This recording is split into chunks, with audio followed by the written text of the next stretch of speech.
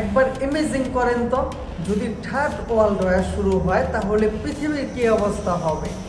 কয়েক ঘন্টার ব্যবধানে বদলে যাবে পৃথিবীর ইতিহাস, কয়েক ঘন্টার ব্যবধানে ধ্বংস হয়ে যাবে পৃথিবীর অর্থনীতি। কিন্তু প্রশ্ন হইল, থার্ড ওয়ার্ল্ড ওয়ার শুরু হওয়ার কি কোনো সম্ভাবনা আছে? হ্যাঁ, কিছু রিজন আছে যার কারণে থার্ড ওয়ার্ল্ড ওয়ার শুরু হইতে পারে। কিন্তু কি সেই রিজন, সেটাই জানার চেষ্টা করব আজকের ভিডিওতে। সম্পূর্ণ জানার চেষ্টা করব, আপনাদের জানানোর চেষ্টা করব। তো ভিডিওটা সবাই শেষ পর্যন্ত দেখবেন, আজকের ভিডিওটা খুব ইন্টারেস্টিং হবে। তো আমি আছি আপনাদের সাথে ইব্রাহিম। আজকের ভিডিওটা খুব সুন্দর হবে, আশা করি আপনাদের ভালো লাগবে। মানব ইতিহাসে এ পর্যন্ত দুইটা ওয়ার্ল্ড ওয়ার হয়, first world war and second world war. এই দুটা যুদ্ধে পুরো পৃথিবীর ইতিহাস বদলিয়ে দিয়েছিল পুরো পৃথিবীর মানচিত্রকে। ধ্বংস হয়ে গেছিল পৃথিবীর অর্থনীতি।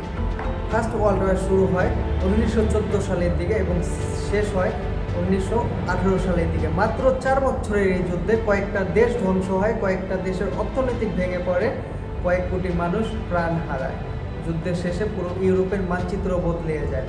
কিন্তু এই সুখও পৃথিবীর মানুষের বেশি দিন টিকেনি। মাত্র 21 বছর পর 1939 সালের দিকে শুরু হয় সেকেন্ড ওয়ার্ল্ড ওয়ার। জার্মানির খলনায়ক অ্যাডলফ হিটলারের হাত ধরে শুরু হয় সেকেন্ড ওয়ার্ল্ড ওয়ার।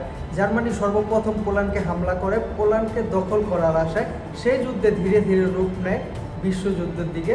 তারপরে শুরু হয় সেকেন্ড ওয়ার্ল্ড ওয়ার এবং টানা কয়েক বছর এই যুদ্ধ চলে। 1945 সালে এই যুদ্ধ শেষ হয়। যুদ্ধের শেষে আমেরিকা জাপানের উপরে হামলা করে, জাপানের নাগাসাকি এবং হিরোশিমা এই দুটো শহরে, এবং সর্বপ্রথম পৃথিবীর ইতিহাসে পারমাণবিক বোমা নিক্ষেপ করে, যার কারণে জাপানের অনেক ক্ষতি হয় এবং এই যুদ্ধে কয়েক কোটি মানুষ প্রাণ হারায়। পৃথিবীর মানচিত্র বদলে যায়, পৃথিবীর ইতিহাস বদলে যায়, ধ্বংস হয়ে যায় পৃথিবীর অর্থনীতি। ইতিহাসবিদদের মতে এই দুটো যুদ্ধে পৃথিবীর ইতিহাসের সবথেকে বড় যুদ্ধ। এবং অনেকে মনে করে থার্ড ওয়ার্ল্ড ওয়ারও এভাবে শুরু হইতে পারে।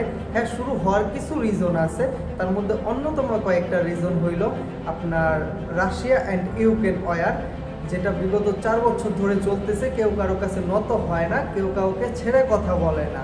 আমরা কম বেশি সবাই জানি রাশিয়া একটা সুপার পাওয়ার কান্ট্রি, যাদের কাছে হিউজ পরিমাণ পারমাণবিক বোমা আছে, আধুনিক সরঞ্জাম আছে, বড় একটা মিলিটারি আছে। কিন্তু ইউক্রেনকে সরাসরি সাপোর্ট করে আমেরিকা এবং ন্যাটো জোট কান্ট্রিগুলো, তার জন্য কেউ কাউকে ছেড়ে কথা বলে না। কিন্তু বিশেষজ্ঞরা মনে করতেছে যদি এই যুদ্ধ আরও কয়েকটা দিন আগায় তাহলে হয়তো আন্তর্জাতিক যুদ্ধের রূপ নিতে পারে। তার মধ্যে অন্যতম আরেকটা ইস্যু হইল তাইওয়ান ইস্যু। চীন কয়েক বছর ধরে তাইওয়ানকে চীনের ভিতরে নিতে চায়, কারণ চীনের সরকার মনে করে, চীনের জনগণ মনে করে তাইওয়ান চীনের অংশ। কিন্তু তাইওয়ানকে সরাসরি সাপোর্ট করে আমেরিকা। আপনার সামরিক শক্তি হোক, সরঞ্জাম হোক, অর্থনৈতিক হোক, সব দিক থেকে তাইওয়ানকে সাপোর্ট করে আমেরিকা। কিন্তু ভবিষ্যতে যদি চীন কখনো তাইওয়ানকে হামলা করে তাহলে ওইটা আন্তর্জাতিক যুদ্ধের রূপ নিতে পারে। তার মধ্যে অন্যতম ইস্যু হইল, যেটা নিয়ে পুরো পৃথিবী এখন উত্তেজনার মধ্যে আছে, সেটা হলো মধ্যপ্রাচ্যের ইস্যু। মধ্যপ্রাচ্যের কান্ট্রিগুলো নিয়ে বর্তমানে উত্তেজনা পৃথিবীতে একদম তুঙ্গে, যে উত্তেজনা দিন দিন বাড়তেই আছে, কমতেছে না। তার মধ্যে অন্যতম হইল ইসরায়েল বিগত কয়েক বছর ধরে ফিলিস্তিনের উপরে হামলা করতেছে, ফিলিস্তিনকে ধ্বংস করে দিছে, ফিলিস্তিনের গাজাকে একদম শেষ করে দিছে। কিন্তু এই ব্যাপারটা ইরানের কাছে ভালো লাগে না। এই ইরানকেও আবার হামলা করছে ইসরায়েল, আমেরিকা, ইরানও তাদের উপরে হামলা করছে। যদি এই যুদ্ধের মধ্যে বড় বড় কান্ট্রিগুলো, সুপার পাওয়ার কান্ট্রিগুলো ইনভলভ হয়ে যায় তাহলে এই যুদ্ধ তৃতীয় বিশ্বযুদ্ধে রূপ নিতে পারে। কিন্তু যদি তৃতীয় বিশ্বযুদ্ধ শুরু হয় তাহলে কে কার সাপোর্টে থাকবে, কে কার পক্ষে থাকবে? ইতিহাসবিদরা মনে করে যদি থার্ড ওয়ার্ল্ড ওয়ার শুরু হয় তাহলে পৃথিবী 2 ভাগে বিভক্ত হয়ে যাবে। এক সাইডে থাকবে আপনার পশ্চিমা জোট কান্ট্রিগুলো, America, England, France, Germany, Japan, South Korea, এবং রাইফেল কান্ট্রি হিসেবে থাকবে রাশিয়া, চীন, নর্থ কোরিয়া, ইরান। যদিও থার্ড ওয়ার্ল্ড ওয়ার হয় তাহলে কিছু কিছু কান্ট্রি আপনার নিরপেক্ষ থাকতে পারে, আবার কিছু কিছু কান্ট্রি আপনার ইনভলভ হয়ে যেতে পারে, যেটা ফার্স্ট ওয়ার্ল্ড ওয়ার এবং সেকেন্ড ওয়ার্ল্ড ওয়ারের মধ্যে হয়েছিল। কিন্তু বর্তমানে পৃথিবী উন্নত হইতেছে, কিছু কিছু কান্ট্রির মিলিটারি পাওয়ার অনেক তাদের মিলিটারি বাজেট বেশি, তাদের কাছে হিউজ পরিমাণ পারমাণবিক বোমা আছে এবং তারা সুপার পাওয়ার কান্ট্রি।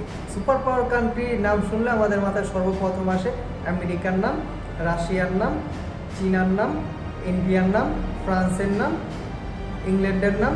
কয়েকটা দেশ আছে যারা বর্তমানে পৃথিবীর পাওয়ারফুল কান্ট্রি, তাদের মিলিটারি বাজেট বেশি, তাদের পারমাণবিক বোমা আছে, তাদের আরও অন্যান্য বহুত আধুনিক সরঞ্জাম আছে। কিন্তু যদিও থার্ড ওয়ার্ল্ড ওয়ার শুরু হয় তাহলে আপনার পারমাণবিক বোমা ইউজ হইতে পারে। বর্তমানে পুরো পৃথিবীতে 12,000-এরও বেশি পারমাণবিক বোমা আছে, যেগুলো ইউজ করলে পৃথিবী ধ্বংস হয়ে যেতে পারে, বদলে যেতে পারে পুরো পৃথিবীর মানচিত্র এবং ধ্বংস হয়ে যেতে পারে পৃথিবীর অর্থনীতি। যদি থার্ড ওয়ার্ল্ড ওয়ার শুরু হয় তাহলে ভয় শুধু পারমাণবিক অস্ত্রে সীমাবদ্ধ থাকবে না। বর্তমান দুনিয়াতে যুদ্ধ মানে মিসাইল, বন্দুক এগুলো না, এর সাথেও সরাসরিভাবে জড়িত আছে আপনার সাইবার যুদ্ধ, আধুনিক ড্রোন প্রযুক্তি, আপনার আকাশ প্রযুক্তি। এবং বিশেষজ্ঞদের মতে যদি এমন একটা বিশ্বযুদ্ধ হয় তাহলে পৃথিবীর প্রতিটা মানুষের জীবনে সরাসরি প্রভাব ফেলবে। বিচ্ছিন্ন হবে যোগাযোগ ব্যবস্থা, বিচ্ছিন্ন হবে ইন্টারনেট ও নেটওয়ার্ক ব্যবস্থা, বিচ্ছিন্ন হবে বিদ্যুৎ ব্যবস্থা, বিচ্ছিন্ন হয়ে যাবে মানুষের জীবনের সাথে যোগাযোগের ব্যবস্থা এবং ক্ষতি হবে প্রতিটা মানুষের, ধ্বংস হয়ে যাবে মানুষের জীবনযাপন, শেষ হয়ে যাবে পৃথিবীর অর্থনীতি। এবং এই যুদ্ধে অনেক মানুষ প্রাণ হারাতে পারে, অনেক কান্ট্রি ধ্বংস হয়ে যেতে পারে এবং পৃথিবীর ইতিহাস সম্পূর্ণভাবে বদলে যেতে পারে, যেটা আগামী কয়েকশো বছর ঠিক হবে বলে সন্দেহ।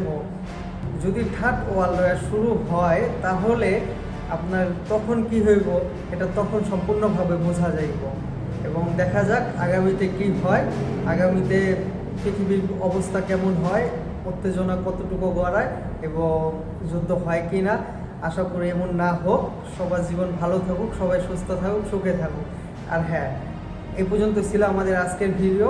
তো ভিডিওটা কেমন হয়েছে সবাই অবশ্যই কমেন্ট করে জানাবেন, চ্যানেলে নতুন হলে একটা সাবস্ক্রাইব করে দিবেন আর এমন ইন্টারেস্টিং ভিডিও পেতে আমাদের সাথেই থাকবে। আবারও দেখা হচ্ছে নতুন কোনো ভিডিওতে, নতুন কোনো হিস্ট্রিতে। সে পর্যন্ত ভালো থাকুন, সুস্থ থাকুন, আমাদের সাথেই থাকুন। আসসালামু আলাইকুম, আল্লাহ হাফেজ।